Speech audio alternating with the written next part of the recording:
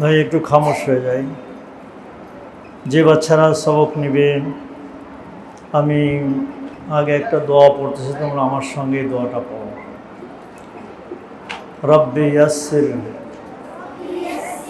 ওয়ালা তুআসসির ওয়া তাম্মিম আলাইনা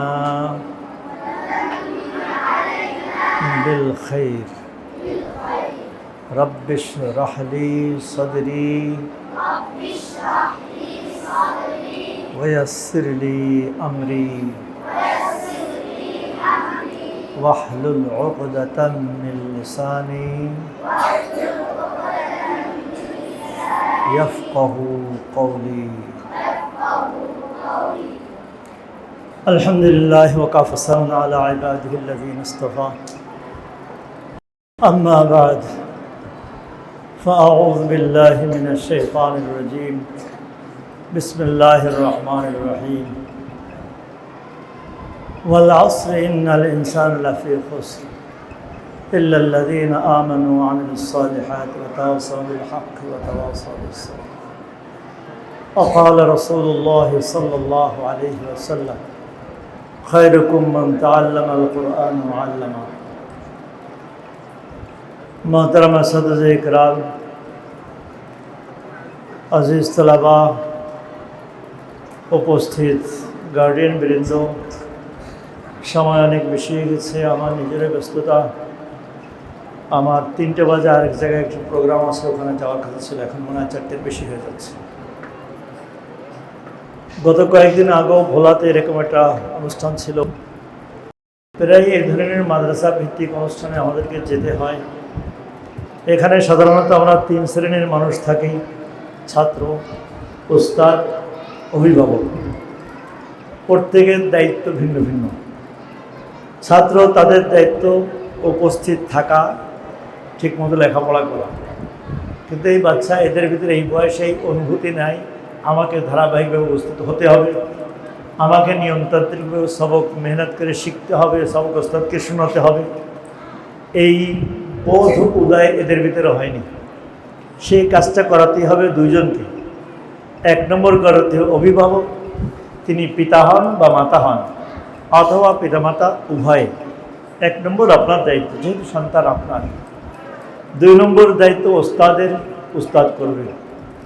ওস্তাদদেরকে পৃথক করে কি করতে হবে, আমাদের কি করণীয়, সেটা আমি আমার এই জ্ঞানে দীর্ঘ 2-2.5 যুগের অভিজ্ঞতার আলোকে আমি যা বুঝি সেটা আমি ওস্তাদদেরকে পৃথক করে বলছি। বাকি গার্ডিয়ান আপনারা আছেন, আপনার উদ্দেশ্য একটা কথা বলবো।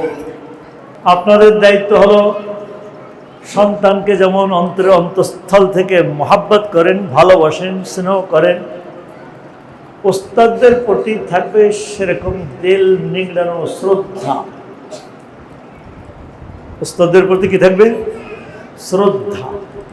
এর ব্যতিক্রম যদি হয় তাহলে আপনার সন্তানের ভবিষ্যৎ কি হবে আল্লাহ ভালো জানেন।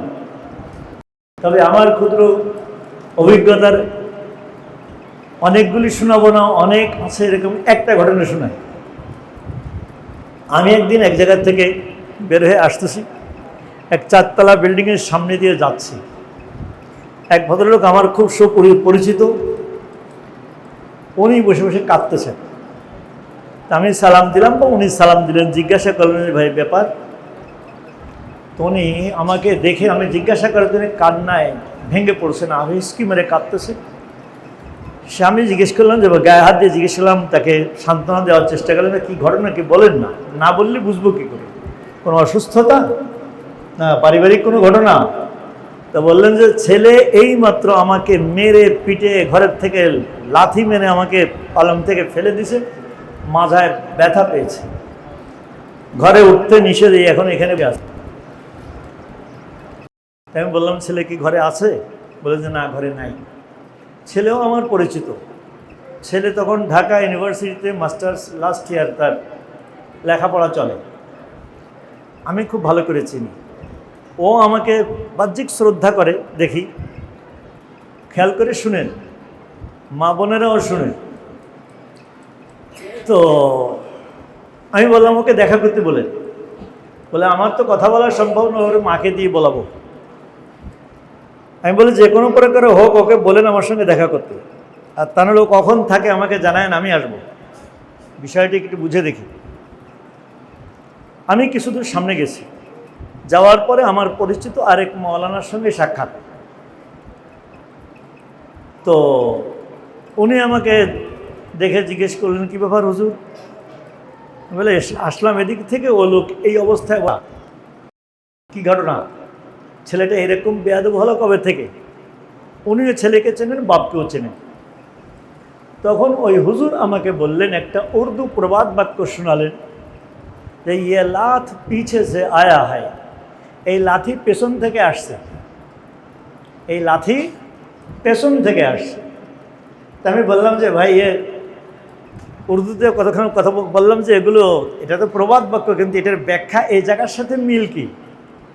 তিনি বললেন যে ছেলে ওনাকে আজ ঘরের থেকে লাথি মেরে বের করছে, এই ছেলের জন্যই উনি একটা মক্তব একটু দূরে, দেখা যায় ওখান থেকে ফাঁকা জায়গা, খোলা জায়গা, আমাকে দেখায় বলেন ওই মক্তব ওনার এই ছেলেটা পড়তো। আর ওই মক্তবের যিনি মুয়াজ্জিন ছিলেন আর যিনি মুআল্লিম ছিলেন, শিক্ষা দিতেন, শিক্ষক ছিলেন, ওই শিক্ষককে এইটা তার ছেলের কারণে ছাতি দিয়ে পিটাইয়ে একটা ছাতি সম্পূর্ণ ভেঙে ফেলেছিল। আমার কথাটা কি বুঝছেন আপনারা? ওই ছেলে, এই বাপ হলো সেই ছেলের বাপ যে ছেলের মহব্বতে সেই ছেলের ওস্তাদকে ছাতি দিয়ে পিটাইছিল। ওস্তাদের অপরাধ কি ছিল? ও ছাত্র এসে বাড়িতে খবর দিয়েছিল, জানিয়েছিল যে ওস্তাদ আজকে তাকে খুব শাসন করছে। বাস্তবতাটা কি জিজ্ঞাসা না করে গিয়ে তিনি ওস্তাদকে উত্তম মধ্যম যা পারছেন ওনার মতো উনি দিয়ে আসছেন। উনি বললেন যে এখন এই ছেলে, যে ছেলের কথার কারণে ওস্তাদ মার খেলো এই বাপের হাতে, এই বাপ ওই ছেলের পায়ের লাথি খাবে না, থেকে চুমা খাবে? হতেই পারে না।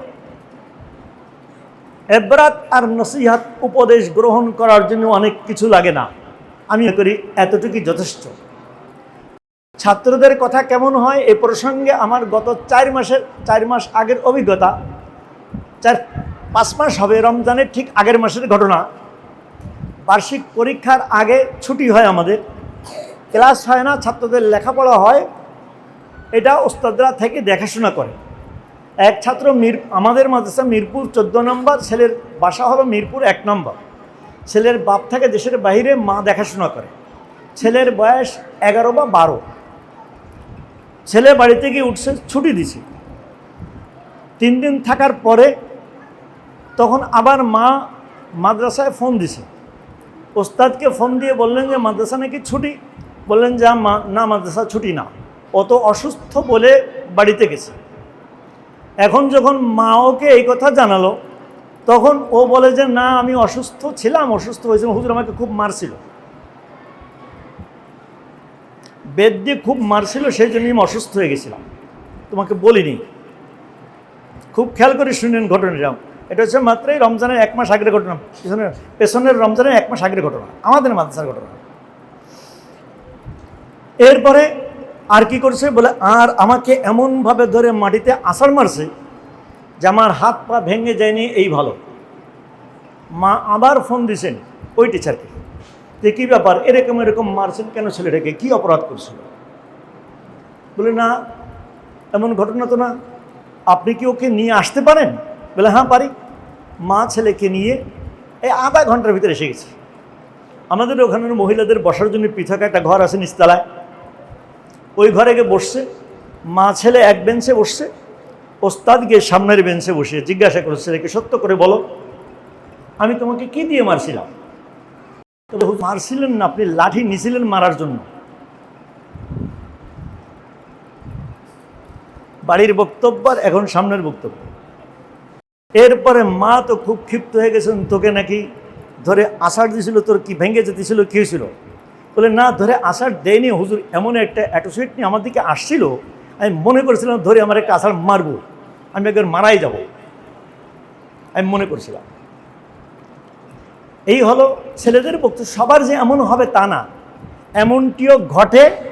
তার একটা বাস্তব ঘটনা আমি আমাদের মাদ্রাসার ঘটনা আপনাদেরকে শোনালাম। এই জন্য ছেলে কি বলে সেটা শোনার আগে মাথা খারাপ করবেন না। ওস্তাদ যারা পড়ান এরাও কোনো আকাশ থেকে আসেননি, আপনার আমার এই পরিবেশের। এদের কোনো ভুল হবে না, প্রিন্সিপালের কোনো ভুল হবে না তা না। আমি আপনার প্রিন্সিপালের ওস্তাদ, তাই বলে আমারও ভুল হবে না আমি তা মনে করি না। আমার চলা বলা, আমার করার ভিতরে কোনো ভুল হতে পারে, আমার সিদ্ধান্তের ভিতরে কোনো ভুল হতে পারে। সে ভুলের জন্য আপনি আমার সঙ্গে ডিসকাস করতে পারেন, আলোচনা করতে পারেন। আলোচনা সাপেক্ষে আমরা একটা সমাধানে উপনীত হতে পারি। এইটা হলো উত্তম পদ্ধতি। কিন্তু তাই না হয়ে যদি আপনার পদ্ধতিটা অ্যাকশনমূলক হয়, তাহলে প্রতিষ্ঠান চালানো কঠিন হবে। এখান থেকে বাচ্চা গড়া কঠিন হবে। ওস্তাদ যে আবেগ নিয়ে ছাত্রকে পড়ানো, এই আবেগ বাধাপ্রাপ্ত হবে, যার কারণে ওই ছেলে নয় আরও 5টা ছেলেরও কী হবে, ক্ষতি হয়ে যাবে। ও সেই আবেগ, অনুভূতি, সেই মানসিকতা নষ্ট হয়ে যাবে। সেই জন্য খুব ঠান্ডা মাথায় এই জায়গাটা, খুব ঠান্ডা মাথায় এটাকে আমরা বোঝার চেষ্টা করব এবং বাস্তবতাটা বুঝে সেই সিদ্ধান্ত নিব। আল্লাহ পাক আমাদের সবকে যার যার অবস্থানে নিজ নিজ কর্তব্য দায়িত্ব যথাযথভাবে সুন্দর থেকে সুন্দরভাবে পালন করার তৌফিক দান করেন। সর্বপ্রথম তো আল্লাহ পাকের শুকরিয়া, বান্দার শুকরিয়া আদায় করতে হয়। এই জন্যই মাল্লাম ইয়াশকুরিন নাস লিম ইয়াশকুরিল্লাহ। যে বান্দার কৃতজ্ঞতা প্রকাশ করে না, সে প্রকৃতপক্ষে আল্লাহরও কৃতজ্ঞতা প্রকাশ করে না। তো মাওলানা আব্দুল কাইয়ুম মোল্লা যা আপনাদের কাছে বলতে ছিল আমার সম্পর্কে, অতিরিক্তই বলছেন বলবো, সে ছাত্র হিসেবে মহাব্বতের দাবিতে। তবে আলহামদুলিল্লাহ আলহামদুলিল্লাহ আমি যথেষ্ট আগে আসছি, কয়েক ঘন্টা আগে আসছি। আবু রায়হানকে আমি অনেক কথা বলতেছিলাম একান্তে, যে বেটা মানুষ হওয়ার জন্য হয় নিজে কাউকে কারো রশি ধরে রাখতে হয়, কারো জুতা আলগে রাখতে হয়। আর তা নাহলে কোনো জুতাওয়ালা যদি কাউকে আলগে রাখে, তাহলে মাঝখান থেকে সে উঠে যায়। আমি আপনাদেরকে বোঝাতে পারলাম কি না জানি না। হয় ওস্তাদ ছাত্রকে টেনে রাখে, অথবা ছাত্র নিজে ওস্তাদের পিছে পিছে লেগে থাকে। আমাদের মাদ্রাসার এরকম ঘটনাও আছে যে ছেলে মাঝামাঝি জামাত পড়ে লাইন পড়ে চলে যাচ্ছে, আর 2 ক্লাস বাকি আছে মওলানা হতে, পারিবারিক কারণে আর আসতে পারবে না। আমরা ওস্তাদরা কোনো সময় তাকে ডেকে এনে তার পারিবারিক খরচ না পারলেও অন্তত তার খরচটা মওকুফ করে মাদ্রাসার যাবতীয় সব কিছু ফ্রি করে দিয়ে তাকে লেখাপড়া করায়, তাকে মোটামুটি। এরকমও আছে ঘটনা। এরকম ছেলে মক্তবের শিক্ষক, এখান থেকে ইমামত থেকে আল্লাহ পাক মসজিদের মোতাওয়ালি সাহেব থেকে হজে পাঠাইছেন, সাল লাগাইছেন, এখন মাশাল্লাহ বিবাহ শাদী করছেন, সন্তানের পিতা। আলহামদুলিল্লাহ এখন সে ভালো চলছে। যদি তাকে এই 2 বছর না হতো, ও শ্রম দিতেছিল, মাটি কাটতেছিল গ্রামে, তাহলে ওই শ্রমিকই থেকে যেত। এরকম শুধু আপনি আপনার সন্তানের জন্য নয়, আপনার সন্তানের সহপাঠী এরকম কেউ দারিদ্রতার শিকার আছে কি না, দারিদ্রতার কারণে তার পড়া, তার ভবিষ্যৎ জীবনটা ব্লক হয়ে যাচ্ছে কিনা, বন্ধ হয়ে যাচ্ছে কিনা, এই ব্যাপারেও যদি আপনি সচেষ্ট হন, আপনার সন্তান আল্লাহ না করুন তার মেধার দুর্বলতার কারণে যদি সে হাফেজ আবু রায়হানের মতো কারি আর হাফেজ হতে না পারে, ইন্টারন্যাশনাল কারি হতে নাও পারে, কিন্তু আল্লাহ পাক তার দ্বারা বড় খেদমত নেবেন। আব্দুল কাইয়ুম কিন্তু পড়ার জামানায় ইন্টারন্যাশনাল কারি ছিল না, ইন্টারন্যাশনাল হাফেজ ছিল না, কিন্তু আলহামদুলিল্লাহ ইন্টারন্যাশনাল হাফেজ কারি বানানোর কারিগর এমন একটা মাদ্রাসা আল্লাহ পাক তার হাতে কায়েম করেছেন। আপনার ছেলের হাতেও এরকম একাধিক মাদ্রাসা আল্লাহ পাক কায়েম করাতে পারেন, করাবেন। কিন্তু সেই যোগ্যতা, সেই কাবিলিয়ত, সেই অ্যাবিলিটি আপনার আমার ভেতরেও থাকতে হবে, সন্তানের ভিতরে দিতে হবে। পিতা হন মাতা হন উভয়ের ভেতরে একটা মাত্র আমার কথা, সন্তানের প্রতি যতটুকু মহাব্বত আর ভালোবাসা, স্নেহ, মায়া, মমতা তার চেয়ে কম বেশি না করতে পারলেও কমপক্ষে তার চেয়ে কম যেন হয় না ওস্তাদের প্রতি শ্রদ্ধাবোধ, ভালোবাসা। খবরদারের সাথে সাথে দিন শিখতে দিয়েছেন, খবরদার দিন হারা হওয়া যাবে না। সন্তান নামাজি, মাকেও নামাজি হতে হবে। সন্তান হাফেজে কোরআন, মাকে পর্দানশীন হতে হবে। সন্তান আখলাকওয়ালা, চরিত্রওয়ালা, মাকেও চরিত্রওয়ালা হতে হবে, আমলওয়ালা হতে হবে, নামাজি হতে হবে, কোরআনের তেলাওয়াতকারিনী হতে হবে, তাকেও জিকির আসকারওয়ালা হতে হবে, তাকেও এখানে আশ্চর্য ঘটনা আমাদের মাঝে চোখে দেখা ঘটনা। এক মহিলা সন্তান নিয়ে আসতো, আমাদের কম্পাউন্ডের ভিতরে ঢুকতে হলে বেপর্দা ঢোকা নিষেধ। উনি বোরকা পরে আসতেন, সন্তানকে দিয়ে গেট থেকে বের হয়ে একটু বাম দিকে মোড় নিয়ে ডান দিকে রাস্তায়, এই মৌলানা চেনে মুন্সিবাড়ি সড়কে, মুন্সিবাড়ি সড়কের মাথায় যাইতে এক টান দিয়ে বোরকাটা খুলে ব্যাগের ভিতরে ঢুকে বাসায় যায়। আশ্চর্য ঘটনা। আল্লাহ মাফ করেন, সন্তানকে আলেম বানাতে দিয়েছেন। ও ভাই, দিনের দায়ী বানানোর জন্য দিয়েছেন। আপনাকেও দিন গ্রহণ করতে হবে। আপনার এই আমলের তাসির এই সন্তানের ভিতরে পড়বে। ইতিহাস লেখে, বাস্তবতা সত্য মিথ্যা জানি না। খাজা আব্দুল কাদের জিলানী রহমতুল্লাহ আলাইহি, পীরানে পীর বলে সকল পীরের বীর, দাদা পীর বাবা পীর যা বলেন, খাজা আব্দুল কাদের জিলানী রহমতুল্লাহ আলাইহি সম্পর্কে কোনো ঐতিহাসিকগণ লেখেন যে উনি গর্ভের থেকেই 15 পারা কোরআনের হাফেজ হয়ে আসছিলেন। তার কারণ হিসেবে অনেকে বলেন যে উনি যখন গর্ভে ছিলেন ওই অবস্থায় ওনার আম্মা কোরআনে পাকের 15 পারা হেফজ করেছিলেন।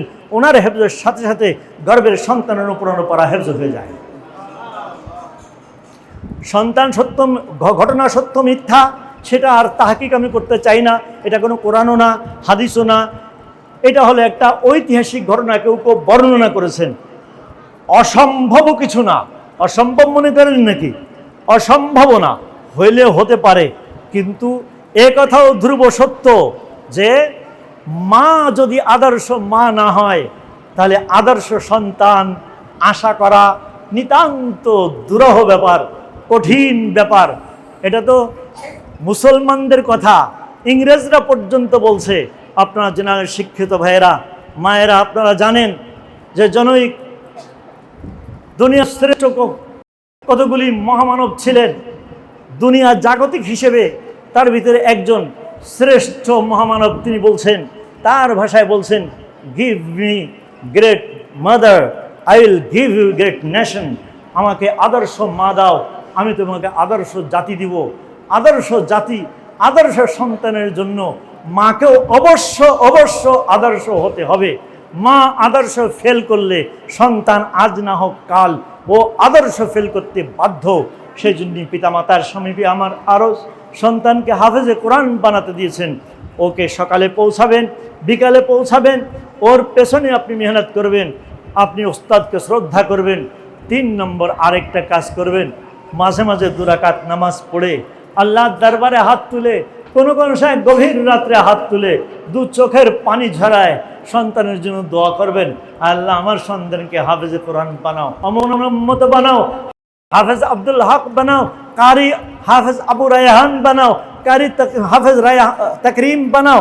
এরকম আপনার যার মতো সন্তানকে দেখতে মনে চায়, চান আপনি তার মতো করে দোয়া করেন যে আমার সন্তানকে যুগের ইমাম আবু হানিফা বানিয়ে দাও, আমার সন্তানকে যুগের আল্লামা শেখুল হাদিস আল্লামা আজিজুল হক বানিয়ে দাও, যুগের আহমদ শফি বানিয়ে দাও, যুগের মুফতি আব্দুর রহমান বানিয়ে দাও, যুগের মহিউদ্দিন খান বানিয়ে দাও, যুগের আবুল হাসান আল নদভী বানিয়ে দাও। আপনার যার মতো সন্তানকে দেখতে মনে চায় সেই দোয়াটাও একটু আপনার আল্লাহর কাছে করুন। 2টি একাত্রিত না হলে, শুধু মেহনত আছে দোয়া নাই, আপনি কামিয়াব হতে পারবেন না। শুধু দোয়া আছে মেহনত নাই, কামিয়াব হওয়া যাবে না।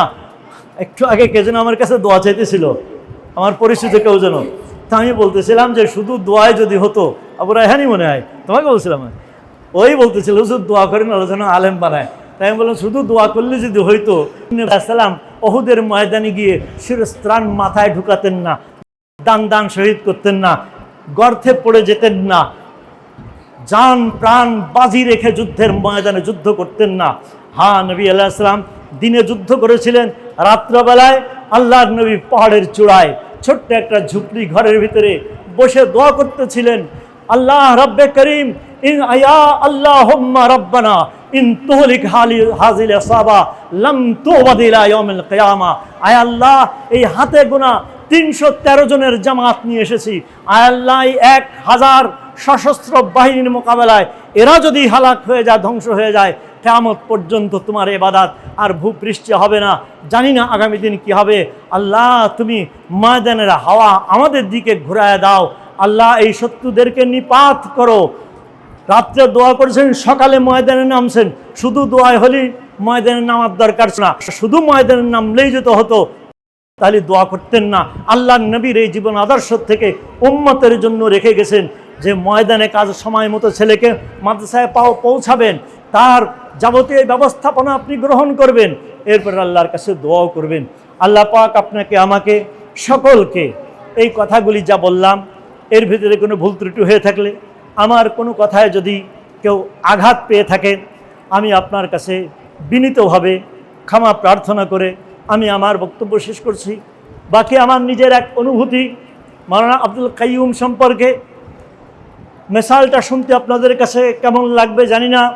মায়েরা পেটে সন্তান ধারণ করেন, এটার কষ্ট সম্পর্কে আল্লাহ পাক বলছেন যে এটা বড় কষ্ট। এরপরে সন্তান যখন ডেলিভারি হয়, সন্তানের মুখ যখন মায়ে দেখে, দুনিয়ার সকল স্বাস্থ্যবিদ সকল লজিশিয়ানরা বলেন যে মায়ের সকল কষ্ট ব্যথা এই সন্তানের চেহারা দেখার সঙ্গে সঙ্গে মুছে যায়, ভুলে যায়।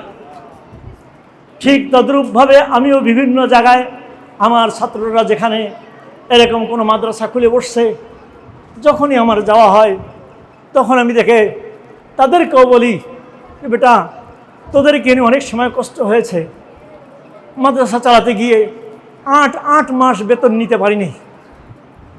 8 মাস বেতন হলো 2600 টাকা, 8 মাস বেতন নিতে পারিনি। আমি মাদ্রাসার প্রিন্সিপাল, বেতন নিতে পারিনি। খাওয়াইছি নামে মাত্র ডাল ভাত আলু ভর্তা, যত সামান্য, কিন্তু সেই কষ্টের ফসল যখন এমন কিছু দেখি তখন সকল ভুলে যায়। সেই কষ্ট থাকে না, সেটা অত্যন্ত সুখে পরিণত হয়। সেই সুখ আর সেই তৃপ্তি, যেমন মা তার এই অব্যক্ত তৃপ্তি এটা শুধু তার দিল জানে, সেই বোঝে, ঠিক তদ্রূপভাবে আমরাও এটা অনুভব করি, আমরাও বুঝি। আর আমি আলহামদুলিল্লাহ সুম্মা আলহামদুলিল্লাহ আপন জায়গায় নিজের জায়গায় যেমন স্বাস্থ্যগতভাবে দেখেন দুর্বল, সারা জীবন এরকম দুর্বল, জন্মগত দুর্বল, এলেম আমলেও দুর্বল, তবে এদের জন্য দোয়া করতে ভুলি না। আমার খুব মনে পড়ে, একটু আগে ওকে বলতেছিলাম, রায়হানকে বলতেছিলাম যে আব্দুল কাইয়ুমের সাথে পরিচয় হওয়ার পরে ওদের এলাকা থেকে অনেক ছেলে আসছিল, কিন্তু আসার পরের থেকে যে ও আমার সঙ্গে লেগে আছে, আমি এত ব্যস্ত মানুষ, এখানে যে কতবার আসতে বলছে আর কতবার আমার কাছে গেছে, আমি ওকে বলি তুমি এত দূরের থেকে কেন সময় নষ্ট করে আসো, আমার সময় নষ্ট করো, তুমি ওখান থেকে ফোনে বললে হয় পারবো কি এই তারিখে, আমার সম্ভব কি না, বললে তো হয়।